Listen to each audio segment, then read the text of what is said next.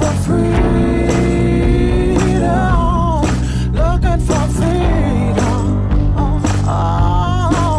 and to find it may take everything. Hello there, this is a recap of the events of March 5th with the Russian invasion of Ukraine. First here, we actually have a Reddit post where a journalist tries to show Russian photos of the Ukraine war to Russians. And here's what they have to say. Путин ввел в Украину войска, и они сейчас бомбят русскоязычные города, Киев, Харьков. Вот у нас есть несколько кадров оттуда. Пойдем. Я за Путина. Я хочу вам показать несколько... Я за Путина. Я поняла. Даже не буду смотреть фотографии. Ну вот это вот Ничего этому не... русскоязычные города, Харьков, Киев. Нет, ну расскажите о своей позиции. Я за Путина. Я за Путина, я во всем за него. Да, Киев никто не бомбит, я этому не верю. Вообще я считаю, что Путин, наверное, умный человек и знает, что делает, поэтому у меня нету какого-то негатива к этому. Значит, так надо. Вот, ну вот это мое мнение. Значит, мы же ничего, никак повлиять на это все не можем. Мне тоже как бы не нравится вся эта ситуация. Не думайте, что как бы нам это все нравится, потому что я понимаю, что и санкции ведут, и все равно, получается, будет бить по нашим карманам. То есть это и инфляция, и ну какие-то, и безработица та же самая. Но, значит, ну надо так. Я так, вот тут у меня только мое мнение такое, что значит будем терпеть, надо. Правительство России хочет ухудшить своим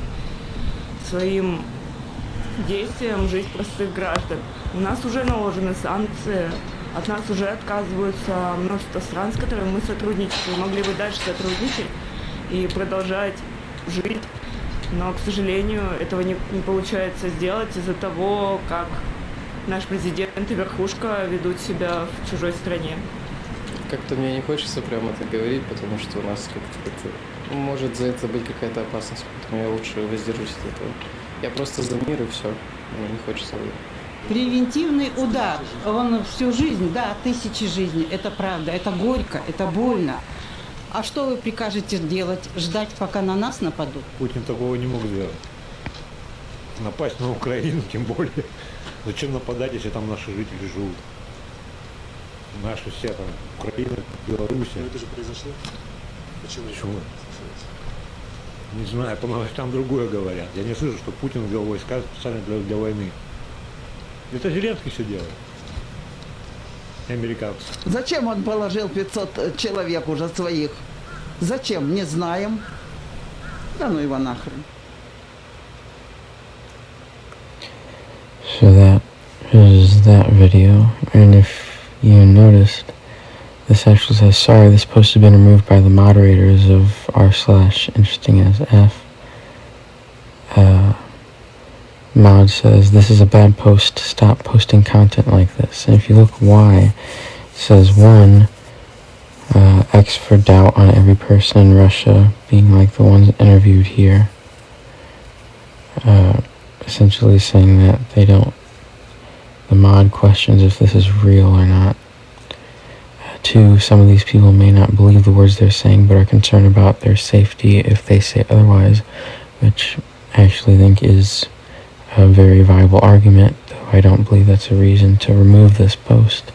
And 3, Russia wasn't just pushing propaganda for the West for the past however many years, they're pushing even more propaganda to their own people. Which, I don't know what that necessarily has to do with this video. I don't feel that this video conflicts with the third point of what this moderator is saying. But nonetheless, that is that video. And then move on to this one. You see Russian influencers on TikTok defend the invasion of Ukraine by giving the same exact protagonist speech. I thought this was very interesting.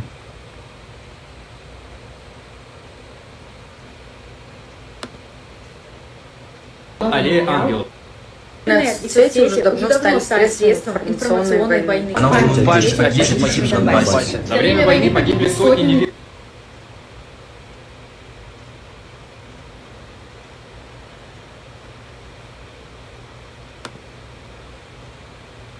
Невинных детей. Вот уже на протяжении целых 8 лет освободительная операция РФ — это вынужденная мера. Мы не хотим установок.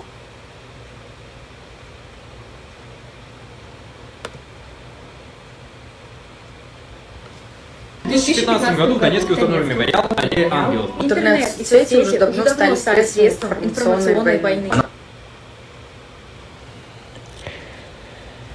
For whatever reason, this video is having problems, but as you can see, the point is all these Russians on TikTok are saying the exact same thing. Я не хочу войны, я за мир и... So, if you actually look down here, translation, the thing all of them are saying is, in 2015 a memorial alley of angels was erected in Donetsk in memory of the children who died in the Donbass during the war. Hundreds of innocent children were killed, and at the moment of the shelling of the residence continues.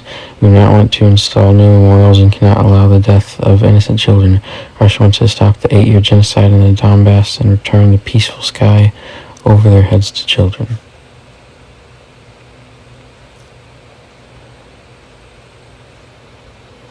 So, there is that. On to the more breaking news. Moscow Stock Exchange to remain closed until Wednesday. That is roughly another 5 days now.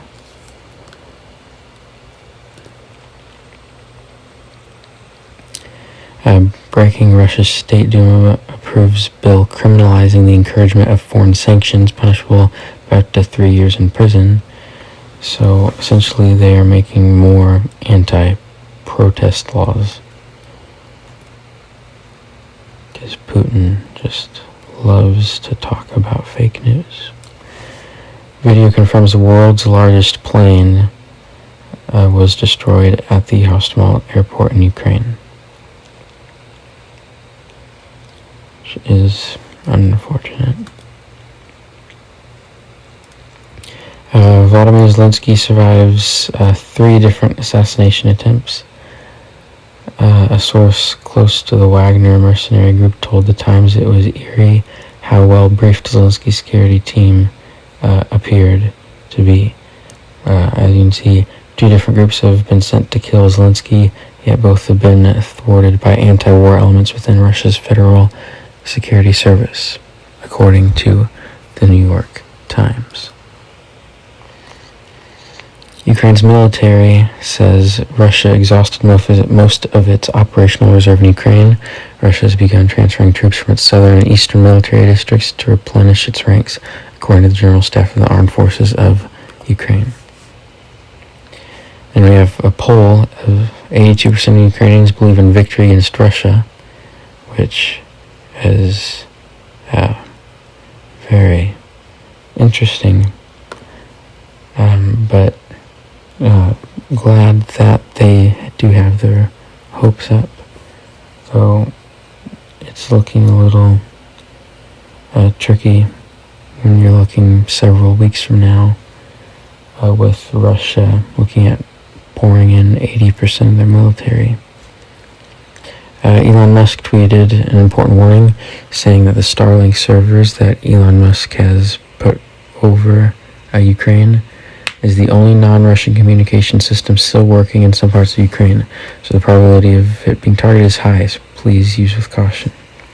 Now, this would be kind of dicey if Russia were to attack these Starlink communications the satellites, because Elon Musk is an American citizen. So what would happen if Russia did attack those satellites owned by an American citizen? Who's to say? Kids in skateboards, knee pads, volunteering for war. 18-year-old Ukrainian volunteers off to war in Kyiv, 3 days training, and they will be on the front line. And you can see them here. It's just crazy. Ukraine's state railway evacuated more than 1 million people from Ukraine's hotspots since the start of the Russian invasion. NATO appears to confirm Russian cluster bomb use. Quote, "We have seen the use of cluster bombs and we have seen reports of use of other types of weapons which would be in violation of international law," end quote, NATO Secretary General Jens Stoltenberg says. A Russian Sukhoi Su-34 fighter jet shot down earlier today near the city of Volnovka, I believe is how you pronounce that, in eastern Ukraine. I included this one because that photo is, I don't want to say a cool photo, but it's a very interesting photo. Beautiful, yet describes the chaos going on there pretty well, with just the one jet singled out with the fire and smoke. Represents the tragedy of the war fairly well. Microsoft suspends sales of its products and services in Russia. The company has joined other large tech companies that pulled out of the Russian market earlier, including Apple. Microsoft is also stopping many aspects of its business in Russia to comply with sanctions. A missile fragment, presumably from a Russian missile, falls in the yard of Zelensky's state dacha near Kyiv. "Missed me," joked President Volodymyr Zelensky, according to spokesperson Sergei Nikiforov, I believe I pronounced that, who posted photos of the object, which is kind of funny. I mean, Zelensky was a comedian. Imagine him saying, "Miss me." Fortunately, they did miss him. Breaking: Russian state regulator announces it's blocked Facebook in Russia. Ukraine joins NATO's Cyber Defense Center as a contributing participant. Quote, "Ukraine could bring valuable first-hand knowledge," end quote, said Jack Tarian, I believe is how you pronounce that, director of the NATO Cooperative Cyber Defense Center of Excellence. Zelensky delivered a televised speech to the people of Europe.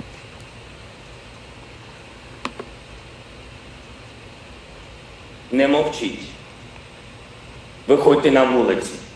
Підтримуйте Україну. Ми прагнемо цього. Підтримуйте нашу свободу. It's essentially saying, do not be silent, support Ukraine, because if Ukraine does not survive, the whole Europe will not survive. If Ukraine falls, the whole Europe will fall. Це перемога добра. That is one thing that is quite interesting. I mean, just go on Google Maps, right? Actually,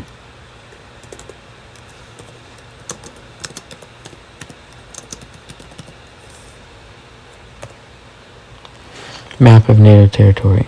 I talked about this in the previous episode. However, I think it would be important to talk about it again.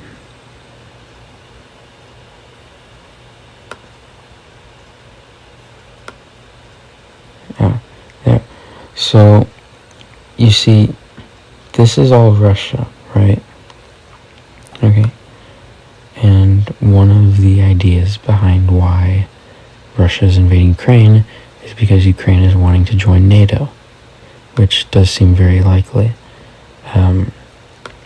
What's interesting about this is, look at where Ukraine is. If Russia were to invade Ukraine, okay, now let's say this is Russia now too. Okay, now you're surrounded by Poland, Slovakia, Hungary, and Romania. And then, and Turkey and Bulgaria if you're looking at other sides of the Black Sea. And so it does make you wonder, what are Putin's true intentions here? Could he truly be trying to restore the Soviet Union and taking back what was once the Soviet Union's behind that Iron Curtain? Who's to say? I suppose time will tell. In Kharkiv region, Ukraine's military launched a counteroffensive. This Twitter user says, "What is Russian for oops? That is quite the kerfuffle." Which is quite the kerfuffle. Just in the Kyiv region, the Russian occupation forces came into battle with the Russian occupation forces. As a result, thanks to friendly fire, 9 tanks and 4 armored personnel carriers were destroyed. So, I mean, 2 Russian occupation forces came into contact, fought each other, and now 9 tanks and 4 armored personnel carriers were destroyed. What is Russian for oops? Undoubtedly, blyat, which is a Russian curse word.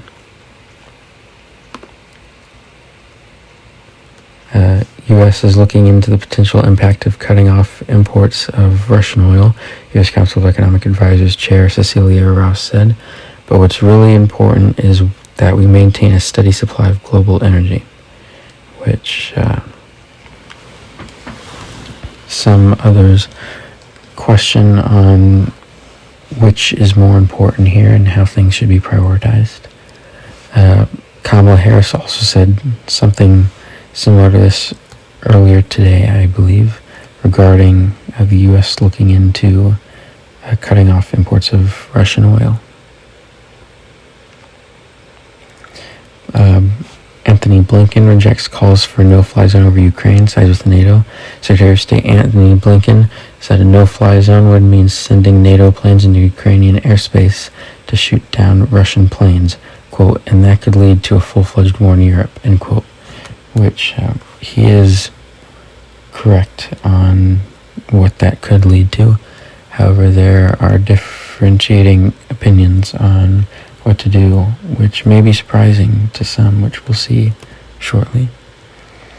Breaking: North Korea fires unidentified projectile towards the Sea of Japan.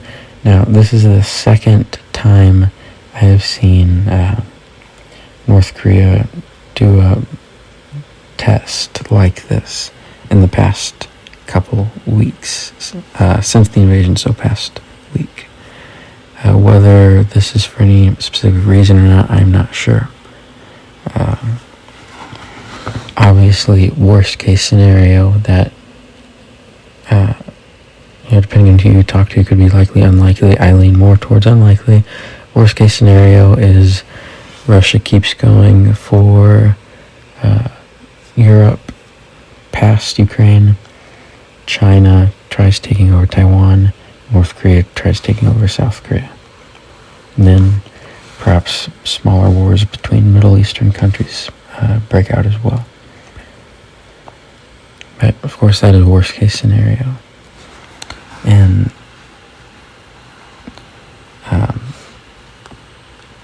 depending on who you talk to, likely, unlikely. But for all that to happen, most would likely say that for all that to happen, it'd be fairly unlikely. Samsung Electronics said on March 5th that shipments to Russia have been suspended, quote, due to current geopolitical developments, end quote. Samsung is also donating $6 million, including $1 million in consumer electronics, to actively support humanitarian efforts, quote, around the region, end quote. Around 74% of Americans, including Republicans and Democrats, said the United States and its NATO allies should impose a no-fly zone in Ukraine. A Reuters/Ipsos poll completed on March 4th found an equally bipartisan 80% of Americans said the U.S. should stop buying Russian oil. Now, this first one really surprises me, that 74% of Americans say we should establish a no-fly zone over Ukraine, considering how likely that would be to then drag us into a war with Russia. Because it's not like we're drawing a line for Russia not to cross. This would be us drawing a line for Russia not to cross that they've already been crossed. I mean, that it's not guaranteed to really do anything other than go to war with Russia, inevitably, if you ask me. But I suppose that is just my take on it. Pentagon says Russia has fired more than 500 missiles in the week since its full-scale invasion of Ukraine began. Russia is launching all different types of missiles at a rate of about 24 per day, Pentagon official said. In the Bucha district near Kyiv, Russian forces opened fire on a car with civilians.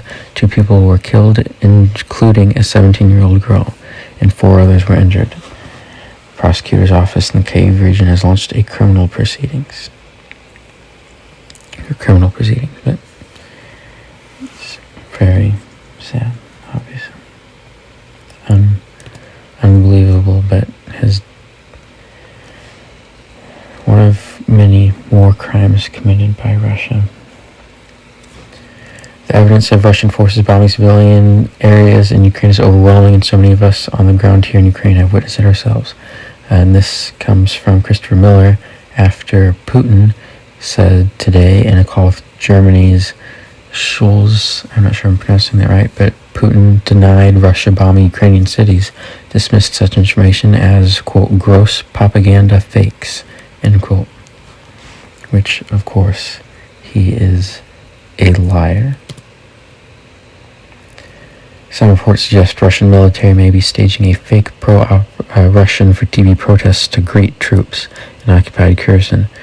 But this, a pro-Ukrainian protest in occupied, militarized multiple, does not appear to be fake. One united, free Ukraine, the crowds are shouting. Thought I'd end this video on a bit more of a happier note.